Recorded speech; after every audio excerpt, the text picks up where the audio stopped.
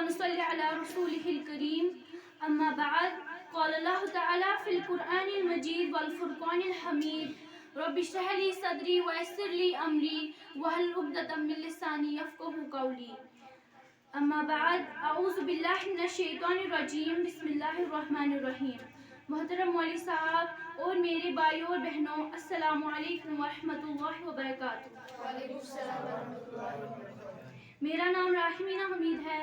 آج مجھے جس موضوع پر لب کشائی کرنے کی سعادت حاصل ہوئی ہے اس کا عنوان ہے نماز کی اہمیت۔ اس کے در پہ سکون ملتا ہے، اس کی عبادت سے نور ملتا ہے۔ اس کے در پہ سکون ملتا ہے، اس کی عبادت سے نور ملتا ہے۔ جو جھک گیا اللہ کے سجدے میں اسے کچھ نہ کچھ ضرور ملتا ہے۔ نماز کے لیے پاکی کا پورا خیال رکھے۔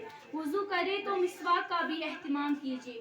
نبی صلی اللہ علیہ وسلم نے فرمایا قیامت میں میری امت کی علامت یہ ہوگی کہ ان کے اعضائے وضو نور سے چمک رہے ہوں گے۔ پس جو شخص اپنے نور کو بڑھانا چاہے بڑھائے۔ قرآن مجید میں اللہ تعالیٰ فرماتے ہیں یا بنی آدم خذوا زینتکم عند کل مسجد، سورۃ الاعراف آیت نمبر 31، جس کا ترجمہ ہے اے آدم کے بیٹو، ہر نماز کے موقع پر اپنی زینت سے آراستہ ہو جایا کرو، وقت کی پابندی سے نماز ادا کیجیے۔ ان الصلاۃ کانت علی المؤمنین کتابا موقوتا، سورۃ النساء آیت نمبر 103، جس میں اللہ تعالیٰ فرماتے ہیں مومنوں پر وقت کی پابندی سے نماز فرض کی گئی ہے۔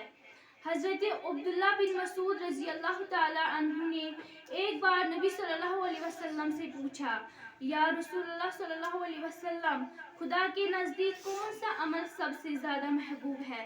آپ صلی اللہ علیہ وسلم نے فرمایا نماز کو اس کے وقت پر ادا کرنا، اور نبی صلی اللہ علیہ وسلم نے یہ بھی فرمایا خدا نے 5 نمازیں فرض کی ہے، جس شخص نے ان نمازوں کو ان کے مقررہ وقت پر اچھی طرح وضو کر کے خشوع خضوع سے ادا کیا تو خدا پر اس کا یہ حق ہے کہ وہ اس کو بخش دے، اور جس نے ان نمازوں میں کوتاہی کی تو خدا پر اس کی مغفرت و نجات کی کوئی ذمہ داری نہیں، چاہے تو عذاب دے اور چاہے تو بخش دے۔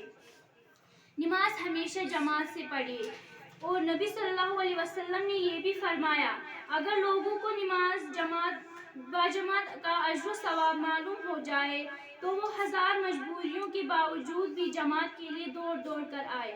جماعت کی پہلی صف ایسی ہے جیسے فرشتوں کی صف۔ تنہا نماز پڑھنے سے 2 آدمیوں کی جماعت بہتر ہے، پھر جتنے آدمی زیادہ ہو اتنی ہی یہ صف اللہ تعالیٰ کو زیادہ محبوب ہوتی ہے۔ نماز سکون کے ساتھ پڑھے اور رکوع و سجود اطمینان کے ساتھ ادا کیجیے۔ رکوع سے اٹھنے کے بعد اطمینان کے ساتھ سیدھے کھڑے ہو جائیے، پھر سجدوں میں جائے۔ اسی طرح دونوں سجدوں کے درمیان بھی مناسب وقفہ کیجیے، اور دونوں سجدوں کے درمیان یہ دعا بھی پڑھ لیا کیجیے اللہم اغفر لی وارحمنی واہدنی واجبرنی وعافنی وارزقنی۔